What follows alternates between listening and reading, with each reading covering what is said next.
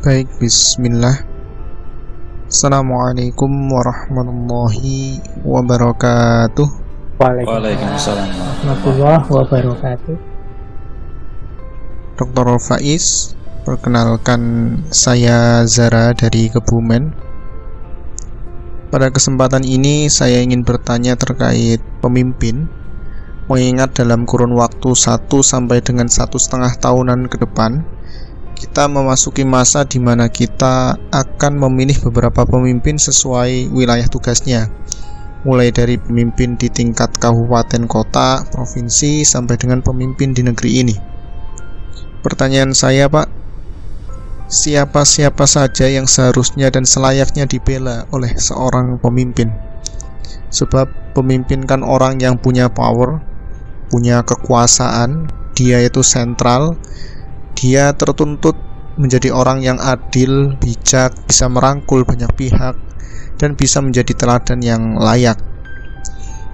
Demikian, Pak, pertanyaan dari saya. Ya, mana tahu hal yang saya tanyakan tersebut bisa menjadi salah satu patokan kriteria untuk memilih pemimpin dalam waktu dekat-dekat ini. Sekian dari saya. Atas jawaban dan penjelasannya saya ucapkan terima kasih.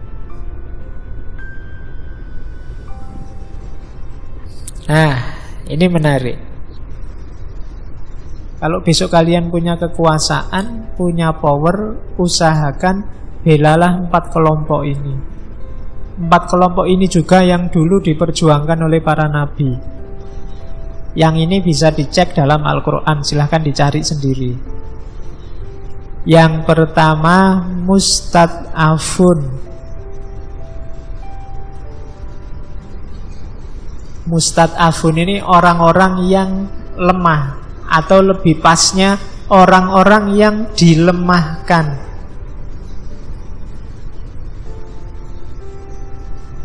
Orang yang dilemahkan itu orang yang gara-gara struktur sosial dia terpaksa posisinya inferior. Makanya sering disebut kemiskinan struktural. Sebenarnya kalau strukturnya adil, itu dia bisa kaya, tapi gara-gara strukturnya tidak fair, akhirnya dia tersingkir. Nah, itu namanya mustad'afun, orang-orang yang dilemahkan. Jadi misalnya apa wis, kalian di kampus, kalian hafal Al-Quran, terus kuliah di jurusan tafsir, harusnya kan gitu, itu struktur.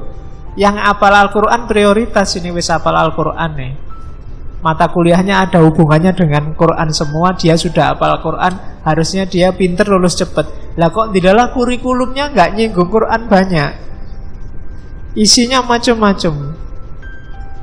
Ada sosiologi, ada antropologi, ono matematika, ono misalnya. Akhirnya yang harusnya kamu ini pinter, nggak jadi pinter. Nah, ini namanya struktur.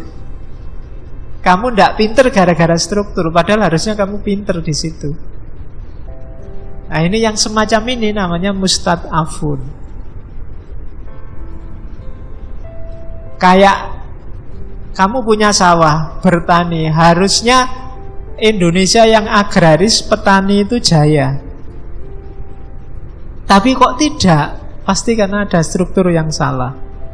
Para petani berada di struktur yang membuat posisi mereka lemah. Bertaninya iya, tetap mereka yang nanam, tapi begitu masuk fase menjual, mereka kalah habis-habisan, dieksploitasi.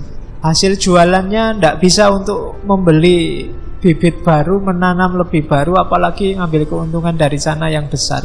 Nah, itu berarti dilemahkan secara struktur. itu namanya mustad'afun, orang-orang yang dilemahkan. Tidak semata-mata lemah, kalau lemah kan orang yang do'if, tapi ini mustad'af, dilemahkan oleh struktur, oleh situasi. Oke. Yang kedua, arodhil. Arodhil ini orang-orang yang tersisih. Orang tersisih ini biasanya karena kekuasaan. Penguasanya bukan grupmu atau tidak peduli sama kelompokmu, yang diangkat jadi status sosial tinggi, punya jabatan macam-macam, yang grupnya saja. Nah, orang-orang yang tersingkil ini namanya arodhil. Harusnya kamu bisa jadi takmir di sini, tapi kok ya kebetulan ketua takmirnya dari UIN. Akhirnya yang diangkat jadi takmir UIN semua, yang tidak UIN nggak diangkat. Nah, itu yang tidak diangkat namanya arodhil. Orang yang tersisih, padahal sebenarnya dia punya hak. Harusnya kamu bisa jadi PNS, tapi kamu tidak bisa jadi PNS karena kamu bukan anggota kelompok A. Yang diterima kebanyakan kelompok A. Nah, itu berarti kamu arodhil, orang yang tersisih. Ini juga harus dibela. Ada mustad'af, ada arodhil.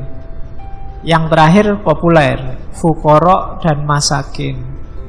Fuqara, miskin itu orang yang tidak punya harta. Fuqara itu orang yang tidak punya harta banget.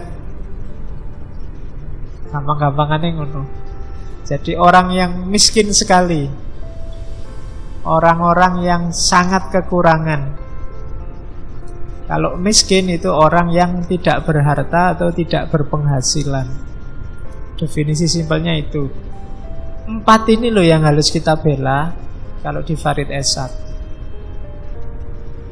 Kalau besok jadi pemimpin, pertama-tama bukan muslim kafirnya, tapi mustad'afun, arodhil, fuqara wal masakin. Masakin artinya orang-orang miskin. Saya tidak tahu kalau bahasa Indonesia kemudian diserap ada istilah masakini. Masakini itu sama kayak kontemporer, tapi kalau masakin itu sebenarnya artinya banyak orang miskin. Di kita jadinya hari ini kontemporer. Mungkin maksudnya masa kini banyak sekali orang miskin. Baik, saya akhiri sekian untuk malam hari ini. Kurang lebihnya mohon maaf.